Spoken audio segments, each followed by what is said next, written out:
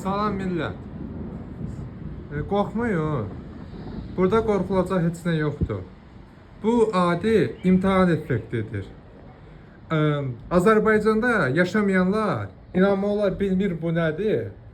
Amma mən Azərbaycanda yaşamış kimi deyirəm ki sizə, bu ölkədə belə bir dənə xüsusiyyət var ki, nə vaxt imtahanlar yaxınlaşırsa və imtahanlar günü hava belə vəziyyətə gəlir. İnanın ki, nə ay seçsəz, nə gün seçsəz, əgər o gün imtahan olacaqsa, gördüyünüz kimi yağış, şimşək, külək. Mən neçə dəfə imtahana getmişəm, neçə dəfə imtahan hazırlıqlarına getmişəm və deyirəm ki sizə, hamısında eyni şeydir. Hava sanki hiss eləyir ki, bizi yaxşı şey gözləmir və bizi zərangadan belə hazırlaşdırır.